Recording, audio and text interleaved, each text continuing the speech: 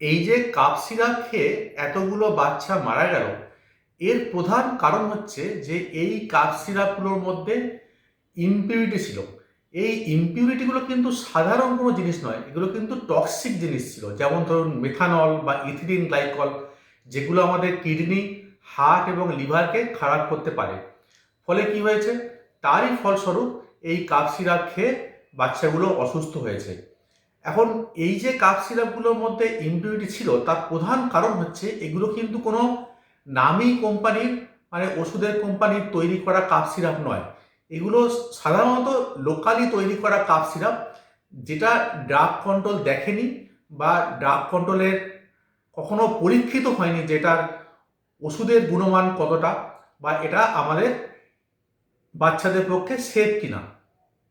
এর ফলস্বরূপ যেটা হয়েছে যে অতিরিক্ত বিষাক্ত কাপ সিরাপ খেয়ে এই বাচ্চাগুলো মারা গেছে। এখন প্রশ্ন হচ্ছে যে বাচ্চাদের ক্ষেত্রে কাপ সিরাপ প্রেসক্রিপশন করাটা কতটা যুক্তিযুক্ত। বাচ্চাদের কিন্তু সাধারণত কাপ সিরাপ যা দেওয়া হয় তার প্রধান কারণ হচ্ছে যে একটা বুকের মধ্যে কনজেশন থাকে, অর্থাৎ কাশি হয়, নাক দিয়ে জল পড়ে। এখানে এখানে ফিনাইলেফ্রিন বলে একটা আমাদের মেডিকেল মেডিসিন আছে, যেটা আমাদের কাপ সিরাপগুলোর মধ্যে থাকে। এই ফিনাইলেফ্রিন ওষুধযুক্ত যে কাপ সিরাপগুলো, সেগুলো কিন্তু খুব একটা বাচ্চাদের পক্ষে সেফ নয়। তার কারণটা হচ্ছে যে এই ফিনাইলেফ্রিন কিন্তু হঠাৎ করে হার্ট রেট বাড়িয়ে দিতে পারে, এবং আমাদের যে রক্ত, হার্টের যে রক্ত সঞ্চালনকারী ধমনীগুলো আছে, সেই ধমনীগুলো স্প্যাজম হতে পারে, এবং হার্ট রেট বেড়ে গেলে কিন্তু হার্টের ক্ষতি হতে পারে।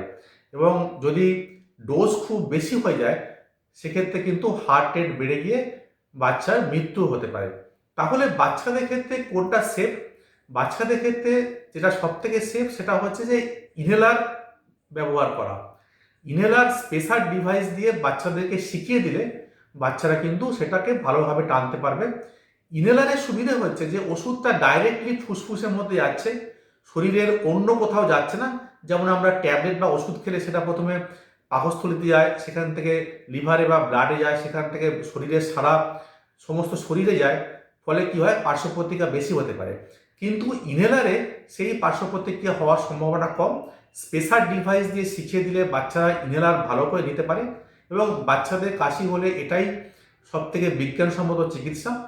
আর যদি অনেক সময় খুব কফ বেরোয়, সেখানে মিউকোলাইটিক হিসেবে, অর্থাৎ কফটা তরল করার জন্য কিন্তু অ্যামব্রক্সল জাতীয় ওষুধ বাচ্চাদের ব্যবহার করা যেতে পারে, যার পার্শ্ব প্রতিক্রিয়া একদম নেই বললেই চলে। আর একদম যারা ছোট বাচ্চা, তারা হয়তো অনেক সময় ইনহেলার টানতে পারছেন না, সেক্ষেত্রে কিন্তু নেবুলাইজার দিয়ে ওষুধ দেওয়া যেতে পারে। কিন্তু নেবুলাইজার ব্যবহার করতে গেলে সবসময় অক্সিজেনের মাধ্যমে বাচ্চাদের দিতে হবে। সেটা অনেক সময় বাড়িতে সম্ভব হয় না। কাছাকাছি কোনো হসপিটালে গেলে বা হসপিটালে এমার্জেন্সিতে গেলে কিন্তু নেবুলাইজার দেওয়া যেতে পারে খুব ছোট বাচ্চাদের ক্ষেত্রে, এবং অবশ্যই ডাক্তারের তত্ত্বাবধানে এটা দেওয়া উচিত। কাপ সিরাপ এমনিতেই কিন্তু বাচ্চাদের ক্ষেত্রে খুব একটা সেফ নয়।